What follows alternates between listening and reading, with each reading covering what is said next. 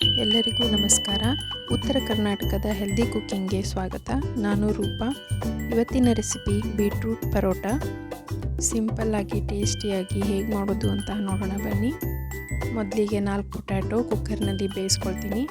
ನಂತರ 1 ಬೌಲ್ ಗೋಧಿ ಹಿಟ್ಟು, 1/4 ಟೀ ಸ್ಪೂನ್ ಉಪ್ಪು, ನೀರು ಹಾಕಿ ಚೆನ್ನಾಗಿ ಕಲಸಿ ಸಾಫ್ಟಾಗಿ ಹಿಟ್ಟನ್ನು ನಾದಿಟ್ಕೊಳ್ಳೋಣ.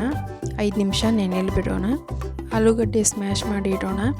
ನಂತರ ಒಂದು ಬಾಳಿಗೆಗೆ 2 ಸ್ಪೂನ್ ಎಣ್ಣೆ ಹಾಕಿ, ಅರ್ಧ ಟೀ ಸ್ಪೂನ್ ಜೀರಿಗೆ, 1/4 ಟೀ ಸ್ಪೂನ್ ಅಜ್ವಾನ, ಕರಿಬೇವು, 1 ಕಪ್ ಈರುಳ್ಳಿ ಹಾಕಿ ಗೋಲ್ಡನ್ ಬ್ರೌನ್ ಬರೋವರೆಗೂ ಚೆನ್ನಾಗಿ ಫ್ರೈ ಮಾಡಿ, ತುರಿದ 1 ಕಪ್ ಕ್ಯಾರೆಟ್, 1 ಕಪ್ ಬೀಟ್ರೂಟ್ ಹಾಕಿ ಮತ್ತೆ ಸಾಫ್ಟ್ ಆಗೋವರೆಗೂ ಫ್ರೈ ಮಾಡಿ.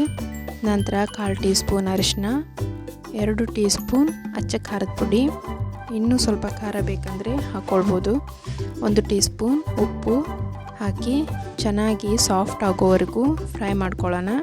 ನಂತರ ಕುದಿಸಿ ಸ್ಮ್ಯಾಶ್ ಮಾಡಿಟ್ಟ ಆಲೂಗಡ್ಡೆನ ಇದಕ್ಕೆ ಹಾಕ್ಕೊಳ್ಳೋಣ.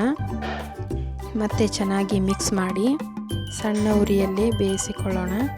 ಈ ರೀತಿ ಸಾಫ್ಟ್ ಆದ ನಂತರ ಸಣ್ಣದಾಗಿ ಹೆಚ್ಚಿದ ಕೊತ್ತಂಬರಿ ಹಾಕಿ ಮಿಕ್ಸ್ ಮಾಡಿ ಸ್ವಲ್ಪ ತಣ್ಣಗಾಗಲು ಬಿಡೋಣ.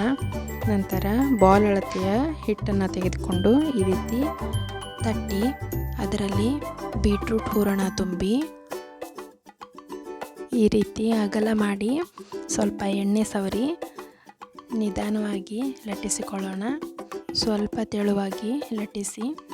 ಬೀಟ್ರೂಟ್ ಪರೋಟ ತುಂಬ ರುಚಿಯಾಗಿರುತ್ತೆ. ಎಲ್ಲರೂ ಇಷ್ಟಪಟ್ಟು ತಿಂತಾರೆ. ಆರೋಗ್ಯಕ್ಕೂ ಒಳ್ಳೆಯದು.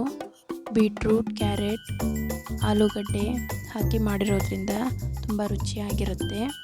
ಈ ರೆಸಿಪಿ ನಿಮಗೆ ಇಷ್ಟ ಆದಲ್ಲಿ ಪ್ಲೀಸ್ ಲೈಕ್ ಮಾಡಿ, ಪ್ಲೀಸ್ ಸಬ್ಸ್ಕ್ರೈಬ್ ಮಾಡಿ. ನಂತರ ಕಾದ ತವೆಗೆ 1 ಟೀ ಸ್ಪೂನ್ ಎಣ್ಣೆ ಹಾಕಿ ಪರೋಟ ಹಾಕಿ ಚೆನ್ನಾಗಿ ಬೇಯಿಸಿಕೊಳ್ಳೋಣ.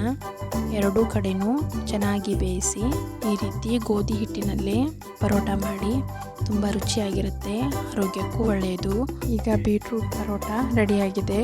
ಮೊಸರು ಅಥವಾ ತುಪ್ಪದ ಜೊತೆ ಸವಿಯಲು ತುಂಬ ರುಚಿಯಾಗಿರುತ್ತೆ.